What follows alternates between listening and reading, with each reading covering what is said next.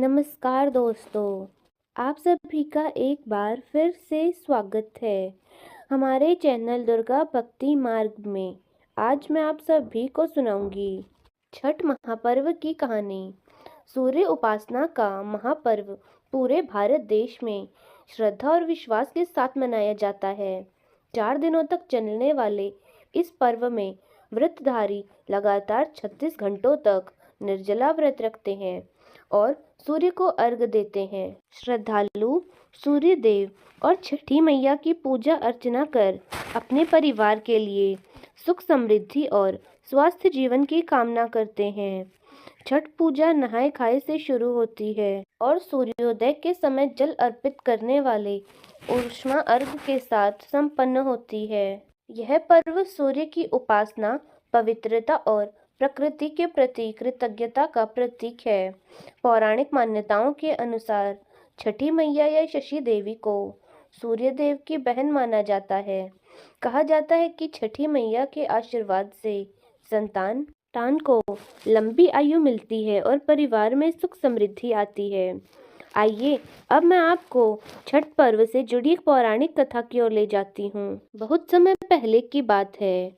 किसी नगर में प्रियव्रत नाम के राजा राज किया करते थे, जिनकी पत्नी का नाम मालिनी था।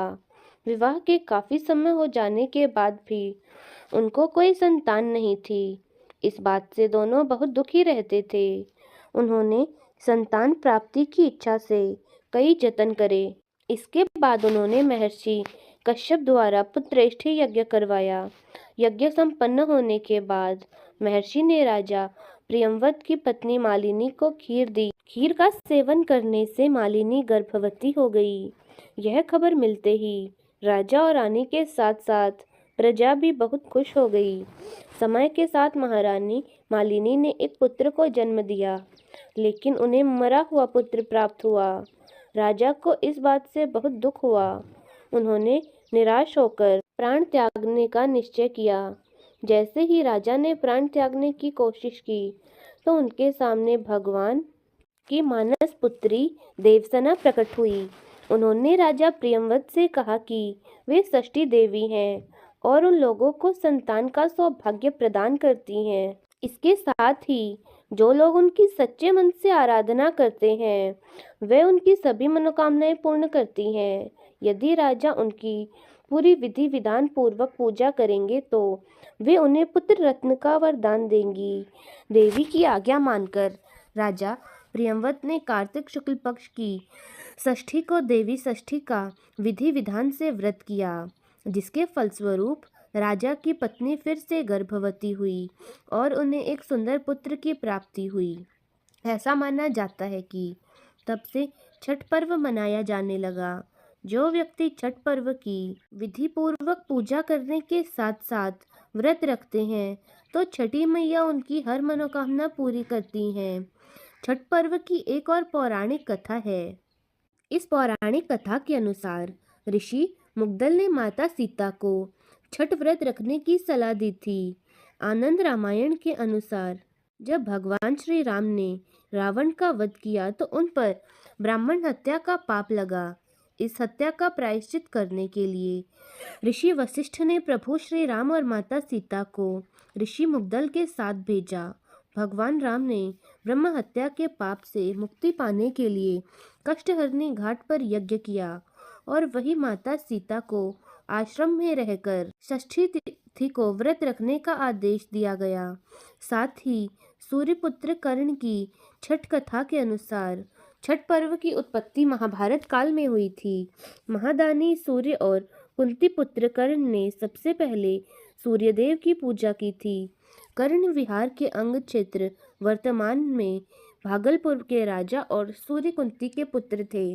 सूर्य से ही कर्ण को दिव्य कवच और कुंडल प्राप्त हुए थे, जो हर समय उसकी रक्षा किया करते थे।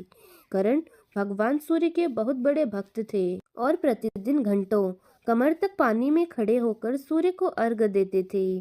सूर्य की कृपा से ही वे एक महान योद्धा बने थे। छठ के दौरान अर्घ देने की यह परंपरा आज तक भी प्रचलित है।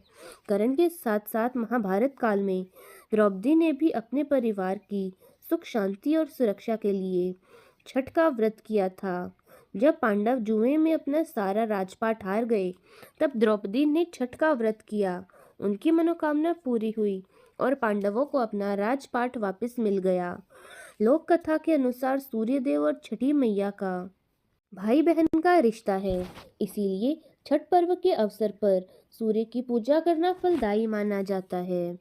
इन सभी कथाओं का सार यही है कि छठ पूजा सूर्य देव की जीवनदायिनी शक्ति और छठी मैया के मातृत्व स्वरूप के प्रति आभार प्रकट करने का पर्व है, जिसे अत्यंत अनुशासन और पवित्रता के साथ मनाया जाता है। जो भी व्यक्ति छठी मैया की कथाओं को सुनता है या कहता है, माता उसकी भी सारी मनोकामनाएं पूरी करती हैं। हे छठी मैया, इस कथा को कहने वाले, सुनने वाले और उकारा भरने वाले सभी की मनोकामनाओं को पूरा करना। तो दोस्तों, कैसी लगी आपको हमारी आज की यह कहानी? कमेंट्स में ज़रूर बताएं। धन्यवाद।